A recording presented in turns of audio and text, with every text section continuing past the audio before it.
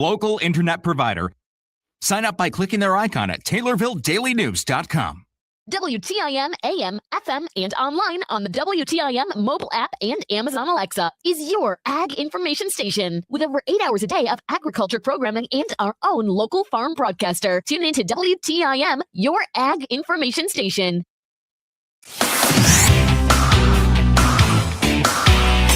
WTIM.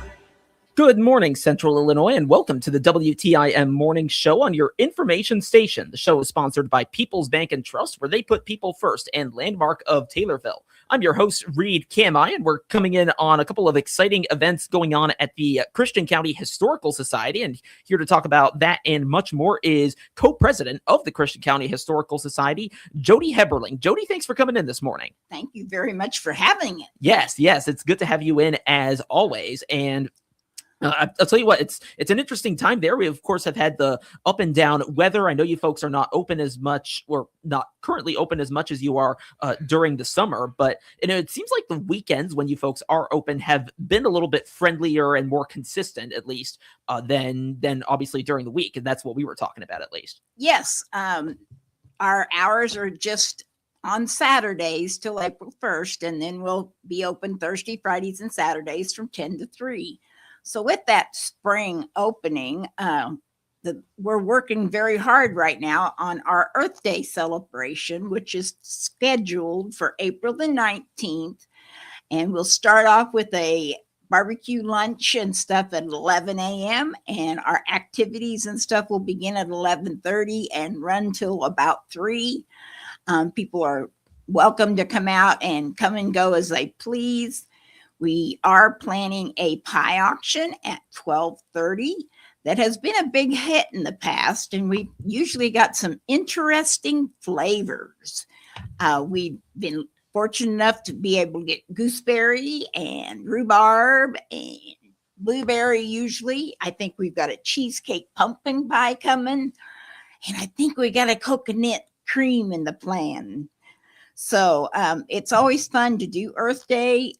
We try to reach out to as many ages and youth to come out and enjoy our facility, as well as do activities and have some fun things for them to do, and then realize that recycling is an important part of our life. Yeah, no, that's an important part of it. Man, some of the pie flavors are already getting me excited. You said cheesecake pumpkin. Okay. I'm trying to imagine. Well, I mean, obviously you've got your pumpkin, you've got your cheese or whatever you use to make cheesecake, and then combining that. Wow. That's already getting me excited. Yes. And if you've never had gooseberry, it really is a good fruit, and it's kind of an old time fruit. You don't see it very much anymore. So, we strive ourselves to get at least one gooseberry in there to sell, and it usually makes for an exciting auction. I'll bet. Yeah. And I was thinking just now, I mean, you folks specialize in bringing out some interesting, fruits and other foods, because you've got all of that. Of course, you had your persimmon party earlier this year. I think it was the end of last year. End of last year. Yeah. End of last year. So yeah, there's no shortage of interesting foods you may have not even heard of. Well, you have, but I'm saying the listener has not at the Historical Society. Yes, unique. That is the word. So no, that is super cool. And then in terms of the activities, you were talking about that. You may have mentioned it a little bit. What kinds of activities can folks expect? Well, we're excited to have the Willie's Worm Farm back. He does a great job with explaining the cycles and why worms are so important. And he's full of knowledge and has some fun activities to do. We're doing Soil Sammy again, which is sponsored through the Christian County Farm Bureau and their young farmers. We've got I just lost my train of thought. There's a lady out on the Owanico Blacktop. Emerald Gardens is coming out, and we're still working on some commitments. We haven't got them all ironed down good, but we've got a nice selection that's planning to come. Okay, nice. So that's some exciting stuff. You mentioned soil Sammy. You also mentioned the worm demonstration. How long has that been going on at the Earth Day?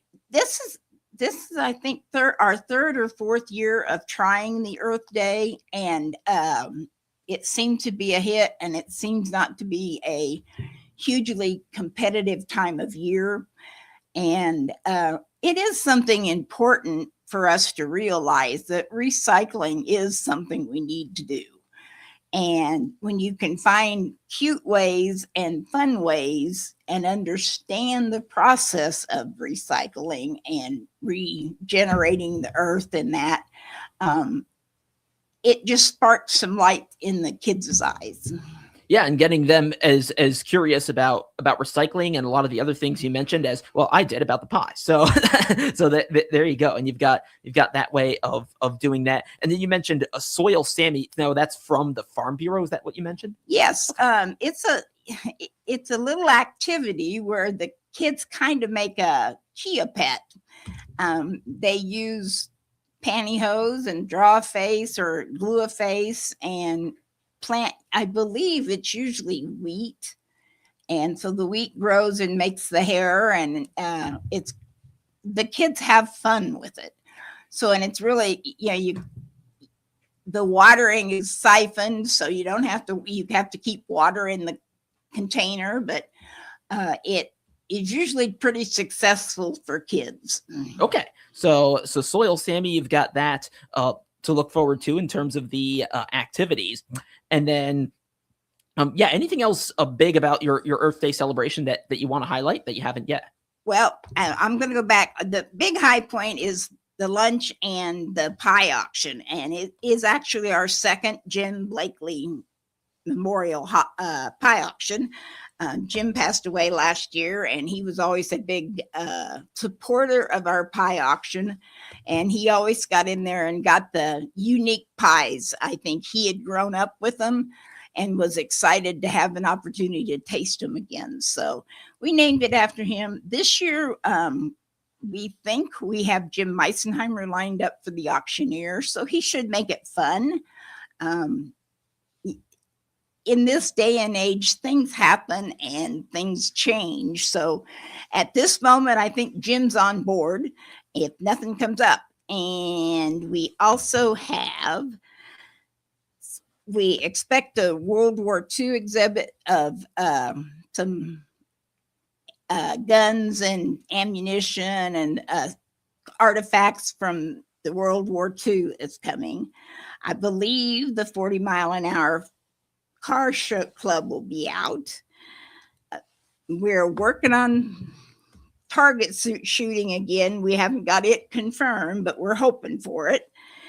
And I think we may have some quilting examples, and as well as I think we're making butter and dried fruit in the log cabin, which was the way they recycled and survived on drying fruit, making butter, sorting out the stuff and making butter and using the milk and using it separately and being able to get a variety of things out. Stretch it as far as you can stretch it. So,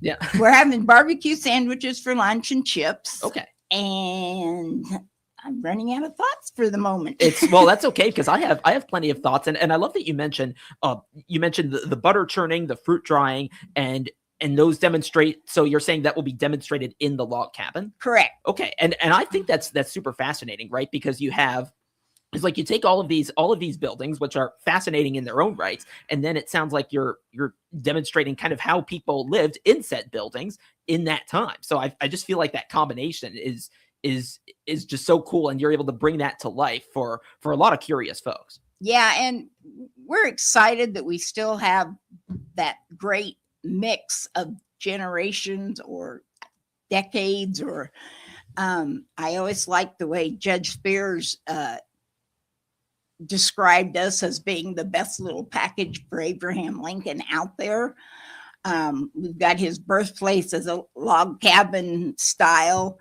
And then we go on up through the courts and the train. He had a lot of train trips in his lifetime. We've got the depot. We've got the courthouse that he actually practiced in. And then we have a house of the era when he would have been president and or living in Springfield. So it's kind of a nice little package deal that you can kind of come and walk through what Lincoln's life would have been through. We do have a presenter. We believe Tom Pickett is going to be able to present in the afternoon a program about Lincoln. And we will have some live music in the Pence building or in the pavilion next to it. So we've got a lot of things planned for that day, and it's really coming together, and we're excited to be planning it.